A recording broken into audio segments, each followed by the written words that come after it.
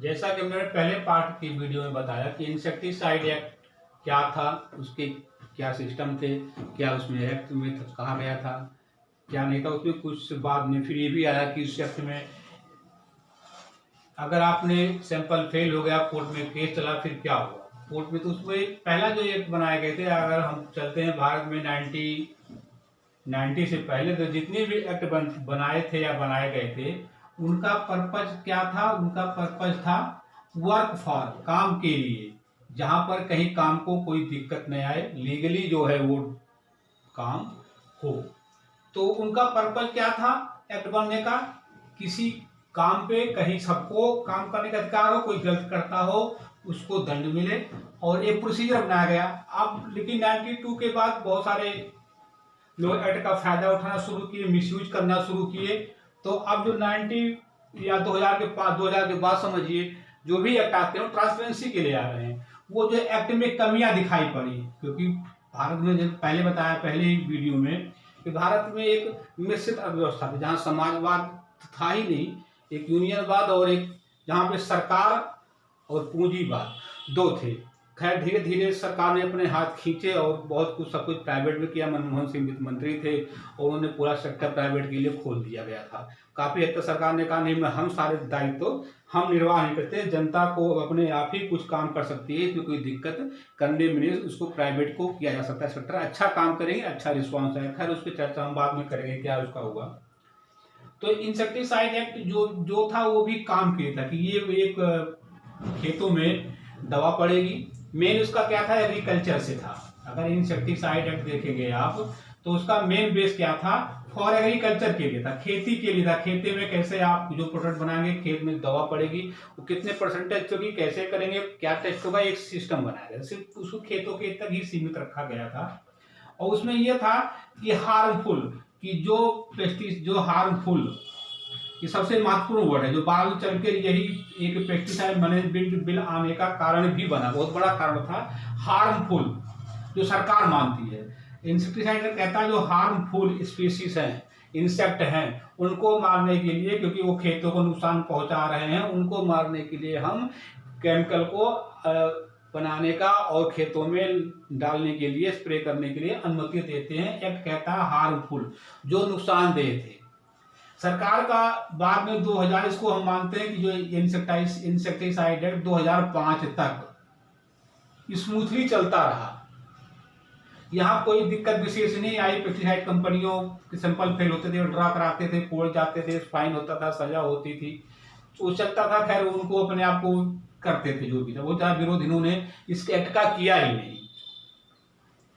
और 2005 के बाद में कुछ ऐसा वर्ल्ड में कुछ ऐसा सिस्टम हुआ, बना, कि जहां पर इस एक्ट को दोबारा रिव्यू करने की बात है कि ये एक्ट अब जो है उतना सक्षम, कैपेबल नहीं है कि हमें वर्ल्ड के साथ बैठकर हम इस एक्ट के अकॉर्डिंग अपने एग्रीकल्चर फूड प्रोडक्ट्स को या ले सके या बेच सके या हम इसको काम कर सके।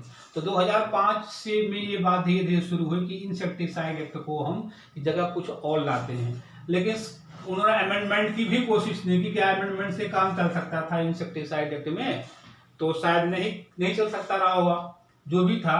और 2005 के बाद 2003 साल तक एक सिस्टम होता, कई मंत्रालय होते हैं, सब रिपोर्ट देते हैं, जिसमें आपका ड्रग्स होते हैं, डॉक्टर्स होते हैं और इन्वायरमेंटल होते हैं, मौत देखते हैं कहाँ पर, वाटर में, एयर में, जल, क्या कहते हैं, जमीन पे, ह्यूमन बीइंग में तमाम तरह की बीमारियां आनी शुरू हुई।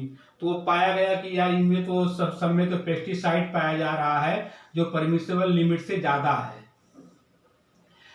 हमने पेस्टिसाइड इतना यूज करना शुरू कर दिया है कि खाने में, शरीर के ह्यूमन बीइंग में भी ये पाए जा रहे हैं। पहला कारण तो ये था कि जो 2005 में जो बात आई, धीरे धीरे कई चर्चाएं, एक तो कि हमने जैसा कहा कि हार्मफुल, इंसेक्टिसाइड सिर्फ हार्मफुल की बात करता है, जो हार्मफुल इंसेक्ट है उनको मारने के लिए एक्ट बनाया गया था।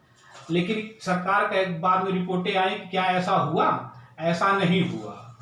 जब इसको यूज किया गया तो यूजफुल इंसेक्ट, क्योंकि सारे इंसेक्ट हार्मफुल नहीं होते हैं, तो यूजफुल और हार्मफुल, तो उस केमिकल ने दोनों को मारा, जिसमें केचुए भी हैं, मधुमक्खियां भी हैं, तमाम और इंसेक्ट्स होते थे, वो भी उस खेत से कर गए जो हमारे इन्वायरमेंट के लिए, इको के लिए, हमारे एग्रीकल्चर के लिए जरूरी थे, वो हमारे लिए यूजफुल थे, वो भी मरने लगे। सरकार का तर्क है कि इस एक्ट से आने से इतना नहीं था, लेकिन इसमें हार्मफुल की बात की गई थी, इसके साथ साथ यूजफुल भी इंसेक्ट को मर गए और इन्वायरमेंट में इसका डिस्टर्ब हो रहा है और इसका नेगेटिव इम्पैक्ट पड़ रहा है। बहुत चीज़ें जो हमारे खरपतवार भी थे या कुछ ऐसे जीव जंतु थे जो हमारे यूजफुल थे, वो खत्म हो रहे, जल दूषित हो रहा, मछलियों में भी पेस्टिसाइड पाया जा रहा है। तमाम रिपोर्टें सरकार के पास आना शुरू हो गई कि जो इंसेक्टिसाइड ज़्यादा यूज से हमारे सब पे, इन्वायरमेंट पे, ह्यूमन बीइंग पे और एनिमल पर जो यूजफुल है उन पर भी इन पे साइड इफेक्ट आने शुरू हो गए हैं। इसलिए इस एक्ट इन पेस्टिसाइड का यूज कम किया जाए या इस तरीके से एक्ट बनाया जाए कि जिससे कि इन पे हम लगाम लगा सकें या इन समस्याओं को हम कम कर सकें। तो पहला कारण यही था कि जो यूजफुल, यही सबसे बड़ी आगे चल के जो पेस्टिसाइड कंपनियां नहीं समझ पा रही हैं कि हम किसका तो विरोध, पेस्टिसाइड कंपनियां किसका विरोध कर रही हैं कि जिस सजा 5 साल की है, 50 लाख जुर्माना है। अब किसी कंपनी को पूछ लो जी, बहुत बड़े दांत हो गए हैं इस बिल के, और ये बिल जो है बहुत नुकीले दांत हो गए हैं, मजबूत हो गए हैं, हमको खा जाएगा। क्या जी, सजा बहुत बड़ी कर दी है, सजा फांसी हो या, सजा की बात नहीं है, सजा फांसी दे दो, लेकिन क्या जो करने सजा होती है क्या उसको मैं अवॉइड कर सकता हूँ, मैं काम इसको बचा के कर सकता हूँ कि वो काम ना हो जिससे सजा होती हो। खैर, इसको हम बात अभी चर्चा करेंगे। सबसे पहले हम बात करते हैं कि यूजफुल और हार्मफुल वाली बात, कि आने का कारण क्या था। पेस्टिसाइड पहला था यूजफुल, कि हमारे यूजफुल भी इंसेक्ट स्पीसीज, प्लांट्स जो थे, ह्यूमन बीइंग पे पता सब पे असर आने लगा, साइड इफेक्ट होने लगे, तो इसीलिए इसको रोकने के लिए इस बिल को लाया गया। पहला चीज तो ये था। दूसरा था इंटरनेशनल एक, क्योंकि हम 2005 में काफी हद तक अपने फ्रूट को, वेजिटेबल को अगर देखा जाए तो हम 15-16 स्थान पे हैं जो हम फ्रूट और वेजिटेबल को वर्ल्ड में सप्लाई करते हैं। उसकी जब सप्लाई शुरू किया तो हमारे हिंदुस्तान में तो कोई दिक्कत नहीं है, रेडी पटरी पे हमने सेब संतरे लिए, खा लिए, लेकिन विदेशों में ऐसा नहीं है। वो टेस्ट करते हैं खाने लायक है कि नहीं है। जब उसको टेस्ट किया गया तो पाया गया कि इसमें जो है ये इतने केमिकल है, ये खाने लायक का नहीं है। तो दूसरा कारण था कि वहां पर ये ऑब्जेक्शन आने लगे विदेशों में। International code of conduct pesticide management होता है जो WHO में भी होता है, वो लोग समय समय जांच करते हैं कौन देश में कौन सी वस्तु खाने लायक कितनी है, खाने लायक की नहीं है। वहां से भी दिक्कतें आने शुरू हुई कि हमारे सप्लाई में जो एक्सपोर्ट कर रहे थे हम फूड वेजिटेबल का, उस पर भी उंगलियां उठने लगी कि ये जो है हार्मफुल है। उसका खैर बहुत बड़ा रीजन ये नहीं था कि पेस्टिसाइड कंपनियां थी, उसका बड़ा रीजन एक ये भी था कि हमारे देश में फूड प्रोसेसिंग है। फूड प्रोसेसिंग हमारे यहाँ भी है और वर्ल्ड में भी है, ऐसा नहीं एक वर्ल्ड में नहीं है, पर दोनों में बेसिक अंतर है। हमारे यहाँ फूड प्रोसेसिंग होती है बेचने लायक बनाना। हमारे कोई सामान पैदा हो जाता है तो उसको हम बेचने लायक बनाते हैं, तो उसमें क्या करेंगे, अदरक को तेजाब से धो लेंगे, सब्जियां हरी तो उसको हरे कलर से पेंट कर देंगे, केमिकल से धो लेंगे, ऑक्सीन टॉक्सिन का इंजेक्शन आता है, आज कद्दू है, सीताफल है, घिया है, लौकी इसे कहते हैं हम, उसको इंजेक्शन लगा देंगे, वो रात भर में 1 फुट की हो जाएगी। तो हमने क्या किया, हमने उसको ये बेचने लायक ऐसी चीज हमने यहाँ पे व्यवस्था बना ली, जुगाड़ निकाल लिया कि जो और नुकसानदेह था। पेस्टिसाइड कंपनी जितना नुकसान नहीं किया जितना नुकसान इन लोगों ने अपने हिसाब से शुरू कर दिया और हार्मफुल बनाया, जो खाने लायक चीज रही नहीं गई। और विदेशों में फूड प्रोसेसिंग क्या होता है, खाने लायक बनाना। वो जब कुछ चीज पैदा होती है तो उसको टेस्ट करते हैं, उसकी फूड प्रोसेसिंग करते हो, खाने लायक बनाते हो, जानते हैं खेत से आया हुआ है, इसमें केमिकल मिले होंगे, इसमें जीवाणु होंगे, कुछ इसमें ऐसे धूल मिट्टी होगी, उसको खाने लायक बनाते हैं। तो बेसिक जो चीज़ ये भी थी, अंतर था, और जिसको हम लोग नहीं चर्चा करते हैं, गवर्नमेंट चर्चा नहीं करती। हमारे यहाँ फूड प्रोसेसिंग बेचने लायक ही है, बनाते हैं, और विश्व में जो है वो खाने लायक। तो एक बहुत बड़ा कारण ये भी था। खैर, सारी बात इसी बात पे ला दी गई कि पेस्टिसाइड कंपनियों से पेस्टिसाइड डालने से खेतों में साइड इफेक्ट आ रहे हैं और इस पर उनके कड़े प्रतिबंध लगाए जाएं। अभी एक रिपोर्ट आई थी 1-2 महीने पहले, उसको दबा दिया गया रिपोर्ट को, कि ये पाया गया कि जो इंडिया में जो इनसे आपको ह्यूमन बीइंग में या पॉल्यूशन में जो दिक्कत आ रही, जो आदमी को बीमारियां हो रही हैं या खाने पीने में सब में हो रही है, कारण क्या है? अगर देखा जाए 3 पार्ट में उससे डिवाइड किया था। रिपोर्ट मेरे पास तो नहीं है, लेकिन मैंने कहीं पढ़ा था उसको, क्योंकि 3 पार्ट डिवाइड किया है। एक तो है इंडस्ट्रियल पॉल्यूशन, जो उनके कचरे नदी में बहके जा रहे हैं, 33% ये इनका योगदान है। 33% योगदान किसका है? बड़ी अजीब बात है, इसको रिपोर्ट दबा दी क्योंकि इसको इस पर उसको रोक नहीं सकते थे। मेडिसिन का, मेडिसिन आज हमारे हिंदुस्तान में इतने लोग खा रहे हैं, और वो हम सब जानते हैं कि आवरण में जो चीज़ पृथ्वी पर है वो कभी नष्ट नहीं होती, किसी न किसी रूप में वो कहीं कहीं विद्यमान रहती है। आज मेडिसिन में जो हम ले रहे हैं, चाहे डायबिटिक, चाहे शुगर का, चाहे एंटीबायोटिक, वो मल मूत्र के रास्ते से ही वो नदियों में जा रहा है, और वो उसी में फिर आके हमारे शरीर में हमें मिला, चाहे वो खेत में पानी डाल रहे हैं, चाहे हम पानी पी रहे हैं। तो 33% इनका योगदान है। आज पैरासीटामोल पीसीएम जो है आप खाते हैं, 150-200 mg बुखार होता है, आज 600 mg किसी कम से बुखार ही नहीं उतरता। क्यों? हमारी एंटीबायोटिक इतनी दवाइयाँ बढ़ गई। लिंक है इन दोनों में चर्चा नहीं करते, क्योंकि इंडस्ट्री चर्चा कर देंगे उद्योग बंद हो जाएंगे, इन पे चर्चा कर देंगे तो दवाइयाँ इंडस्ट्री बंद हो जाएगी। तो तीसरा कौन बचा? पेस्टिसाइड बचा। कहने जी इसी सारा दोष इसी के ऊपर डाल दिया गया कि सारा जो आजकल ये साइड इफेक्ट हो रहे हैं आम ह्यूमन में, यूजफुल इंसेक्ट में, इन सब में सारा दोष जो है इस पेस्टिसाइड का है। इसी पेस्टिसाइड के यूज करने से हो रहे हैं। अगर अब हम चलते हैं पूरे विश्व में कि पेस्टिसाइड यूज कौन करता, कितना करता है, आप सुनकर आप देखकर चौंक जाएंगे कि अमेरिका में, जापान में, चाइना में, ताइवान में 5-5 किलो एकड़ हेक्टेयर पेस्टिसाइड यूज होता है, 5 से 7 किलो, और भारत में 500 ग्राम प्रति हेक्टेयर यूज होता है। हम यूज करते हैं, अपने खेतों में दवा डालते हैं कीड़े मारने के लिए, खरपतवार को नष्ट करने के लिए, फंगिसाइड में 500 ग्राम प्रति हेक्टेयर, यानी कि लगभग 6 बीघे में हम 500 ग्राम डालते हैं, और वो 6 बीघे में 5 किलो 7 किलो डालते हैं। उनका प्रोडक्ट खाने लायक का है, और 500 ग्राम वाले का प्रोडक्ट फेल हो रहा है, खाने लायक का नहीं है। इनके साइड इफेक्ट आ रहे हैं, शरीर में बीमारियां फैल रही हैं, इन्वायरमेंट खराब हो रहा है, वाटर गलत दूषित हो रहा है 500 ग्राम से। कमाल की बात यही है। और वहां पर विदेशों में 5 से 7 किलो। ये भी एक समझने वाली बात है। खैर, इस पे तो अब सरकार डिसाइड करेगी क्या सही होना चाहिए, क्या गलत है, हम कितने गलत कितने सही हैं।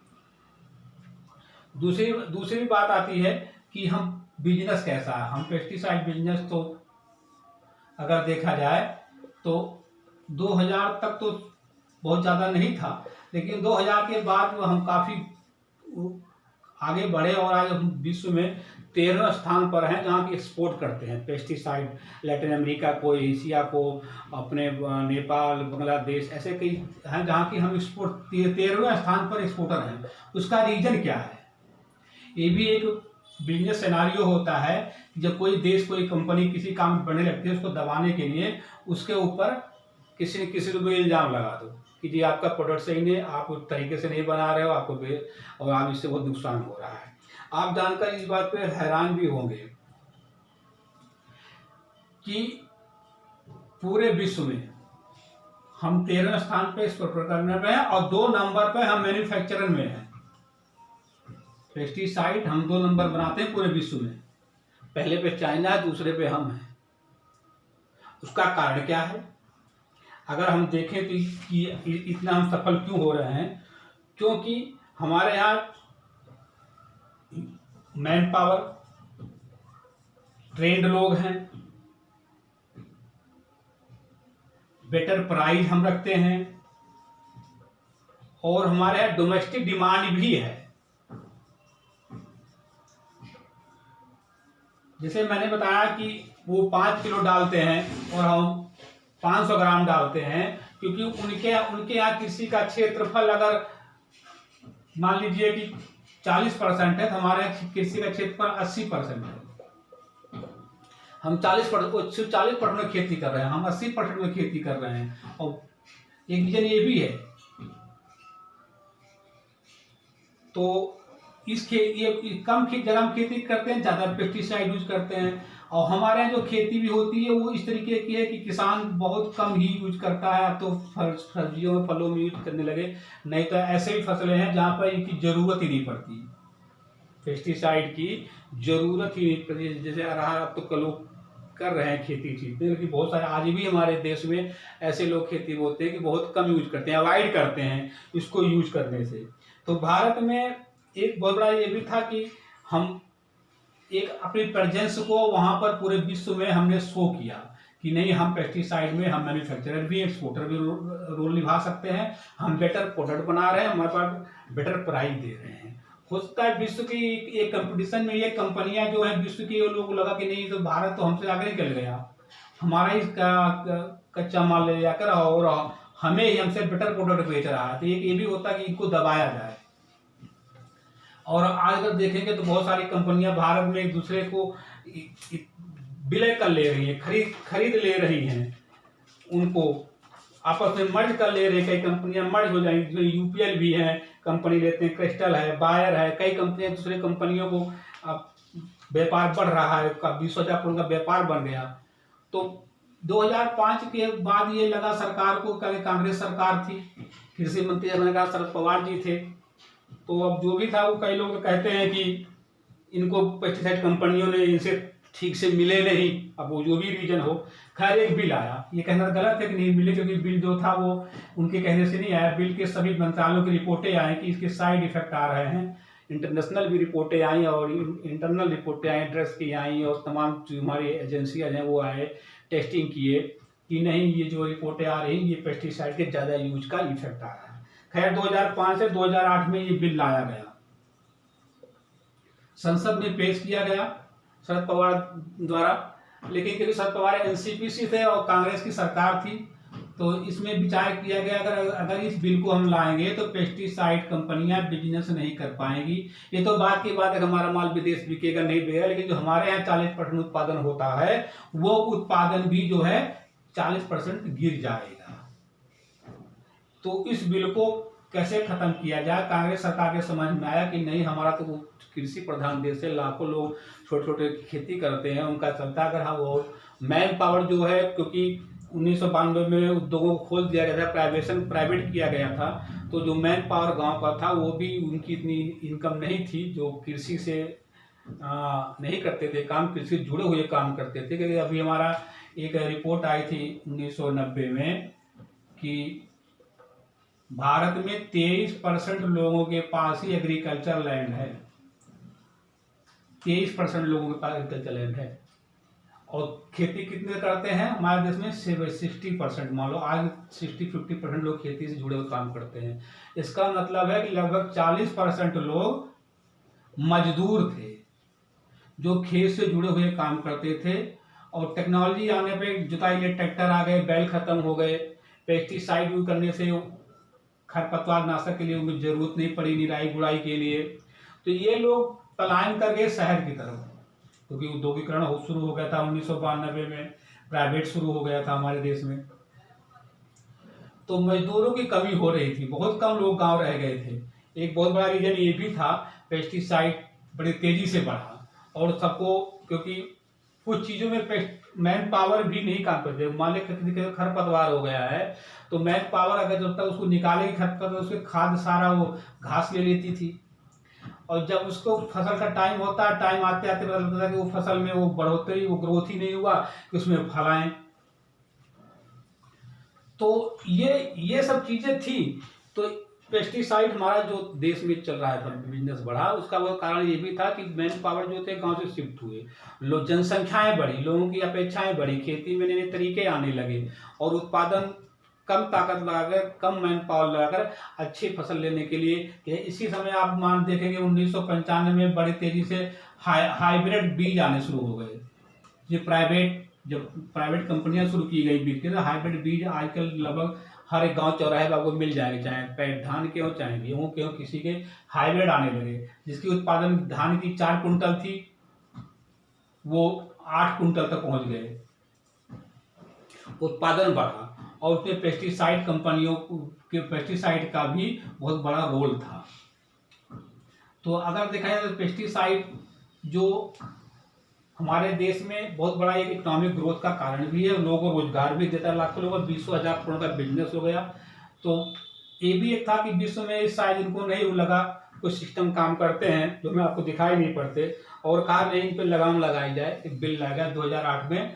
2008 में पहली बार पेस्टिसाइड मैनेजमेंट बिल आया था, जिसको स्टैंडिंग कमेटी में ले जाकर उसको कुछ संशोधनों की बात करके कि उनको खत्म करना से खत्म कर दिया गया। कंपनियों ने यही गलती की, पेस्टिसाइड कंपनियों ने यही गलती की कि उन्होंने सोचा कि 2008 में ये राक्षस तो मर गया, अब ये बिल तो आना नहीं, तो राज्यसभा में निरस्त हो गया, तो दोबारा आएगा ही नहीं। लेकिन ऐसा हुआ नहीं, वो बिल जो है तरीके से रजिस्टर्ड हो गया कि ये बिल ऐसे नहीं आता संसद में, बहुत सारे उसमें सिस्टम काम करते हैं, बहुत सारी रिपोर्टें होती हैं। और 2008 से लेकर 2019-18 तक ये चुपचाप बैठे रहे, 18-19 तक बैठे रहे, फिर से कंपनियां नहीं है तो कोई मतलब ही नहीं है, इंसेक्टिसाइड चलता रहेगा 2000। लेकिन हुआ नहीं। जब इन पे प्रेशर बढ़ा, नरेंद्र तोमर जी पहले वीडियो में बताया, उन्होंने पेस्टिसाइड मैनेजमेंट बिल कुछ नए चीजों के साथ में, कुछ रिपोर्टों के साथ में लिया है। 2000 अगर आप देखें 2017-18 में एक हुकुमदेव नारायण सिंह यादव जी की अध्यक्षता में एक कमेटी गठन हुआ, स्टैंडिंग जिसे बोलते हैं, एग्रीकल्चर स्टैंडिंग थी। उन्होंने रिपोर्टें सभी मंत्रालयों से लिया, और सब इस बिल आने का सबसे बड़ा रोल अगर देखा जाए पेस्टिसाइड मैनेजमेंट बिल आने का, इस रिपोर्ट है जो 2017-18 में इनके निगरानी में लाई गई। इसका एक बेस बना कि नहीं बहुत हो गया, अगर हमें व्यापार करना, विश्व में अपने आप को एस्टेब्लिश करना है तो हमें इस बिल को लाना पड़ेगा। क्योंकि विश्व में आप जाएंगे तो ये अलग बात है कि एक्ट से कुछ सजा किसी मिली नहीं मिली, लेकिन वर्ल्ड पूछता है क्या आपको इस चीज पर कोई आपने एक्ट बनाया, आपका कोई लॉ है कि नहीं है।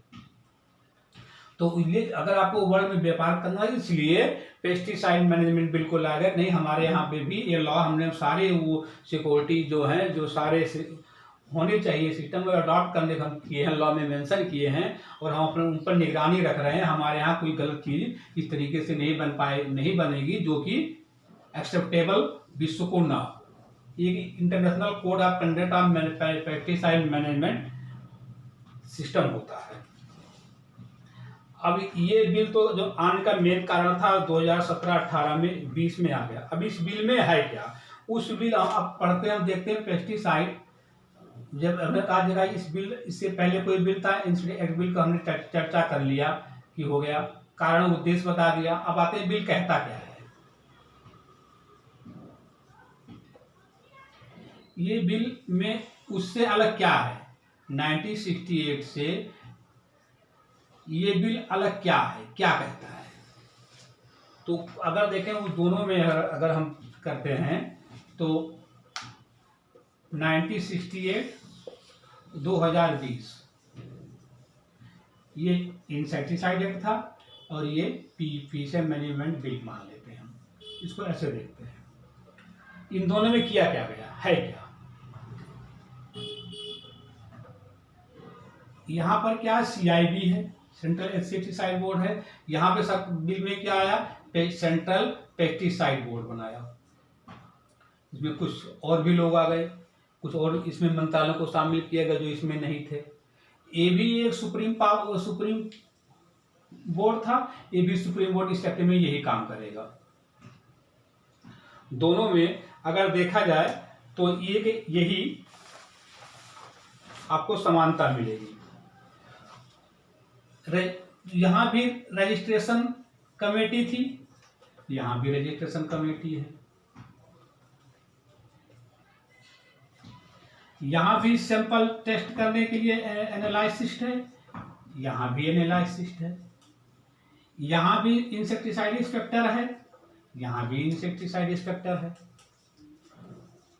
तो नॉर्मल तो वही चीजें हैं जो इंसेक्टिसाइड एक्ट में थे। रजिस्ट्रेशन कमेटी होगी, सैंपल टेस्ट करने के लिए लेबोरेटरी होगी जो इसमें भी था, इंसेक्टिसाइड इंस्पेक्टर होगा, और इसमें भी वही। लेकिन कुछ बेसिक डिफरेंसेस जो सबसे बड़े आती है, हम देखते हैं कि एनालिसिस में या पहली बार कहा गया कि प्राइवेट लेबोरेटरी को भी हम परमिशन देंगे टेस्ट करने के लिए। ये एक नई चीज थी जो कि इस एक्ट में नहीं था। 1968 के एक्ट में प्राइवेट लेबोरेटरी की बात नहीं की जा रही थी, लेकिन इस एक्ट में प्राइवेट लेबोरेटरी की बात की गई है। रजिस्ट्रेशन के लिए इसमें सिर्फ हमने अगर देखेंगे तो रजिस्ट्रेशन सिर्फ मैन्युफैक्चर और इंपोर्ट की बात करता है, इसमें और भी इंपोर्ट के लिए, सेल के लिए सबकी बात करता है। रजिस्ट्रेशन कमेटी के लोगों की संख्या कम ज़्यादा हो सकती है, वो अलग चीज़ है, लेकिन इसमें और इसमें दोनों को बहुत अंतर नहीं है। लेबोरेटरी में प्राइवेट लेबोरेटरी को परमिशन दिया गया कि आप टेस्ट करा सकते हैं, कुछ टाइम 48 घंटे के अंदर में आपको टेस्ट कराने के लिए भेजना है इंस्पेक्टर को, कुछ एक दो चीज़ें इसमें और कड़ा किया गया। ये सब चीज़ें इसमें नहीं लाई गई। लेकिन क्या इससे इस पे एक्ट पे पुराने एक्ट में कोई खास अंतर पड़ेगा? शायद नहीं। अगर आपको यही 2-4 चीज़ें लानी थी तो इसको आप इसमें अमेंडमेंट कर सकते थे 1968 में, जब सब कुछ वही है, पांचों चीज मेन पिलर उसके भी यही हैं और 2020 के पीएमबी के भी वही हैं। तो इस बिल को लाने की क्या जरूरत थी? अगर हम इस बिल में जाते हैं जो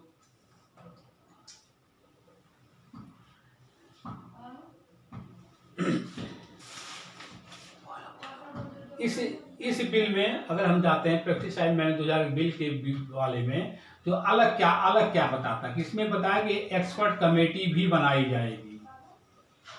एक्सपर्ट कमेटी बनाई जाएगी जो टाइम टू टाइम ये चेक करेगी कि जो ये बन रहा है, बिक रहा है, इसका क्या इफेक्ट्स आ रहे हैं, क्या रिपोर्टें आ रही हैं, कितना साइड इफेक्ट हो रहे हैं, कैसे काम कर रहा है। ये रिपोर्ट, ये एक्सपर्ट कमेटी गठन होगा और ये रिपोर्ट टाइम टू टाइम इस पेस्टिसाइड मैनेजमेंट बोर्ड को देगा और वो देखेगा। एक नई चीज तो इसमें ये आई।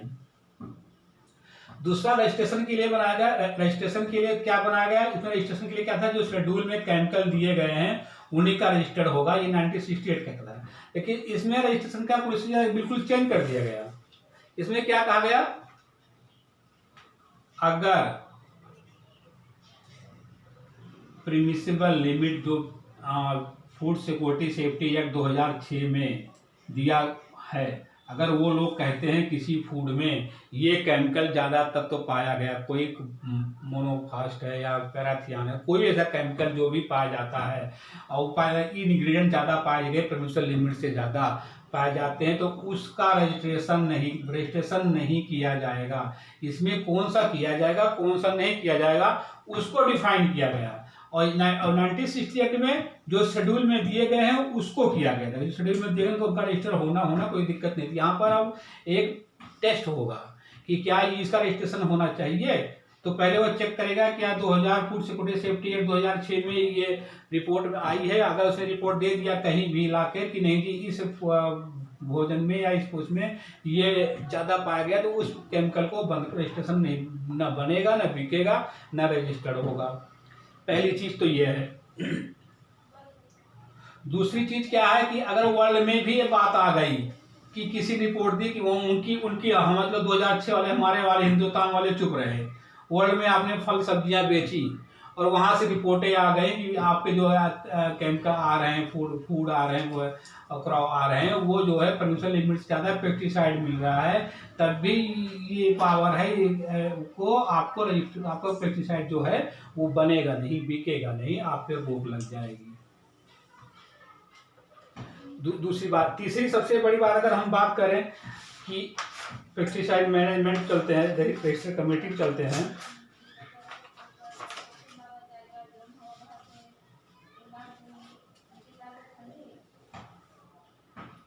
जिस पर कि ये तो चलिए एक तरह साइड की बात है कि एक एक्ट बोलेगा, दूसरा कई मंत्रालय में शामिल थी। तो सबसे क्या आप रजिस्टर करा सकते हैं किसी जो एक्ट में डिफाइन कर दिया गया पेस्टिसाइड मैनेजमेंट बिल में, क्या उसके अकॉर्डिंग आप रजिस्टर करा सकते हैं? अब सवाल सबसे बड़ा तो ये है।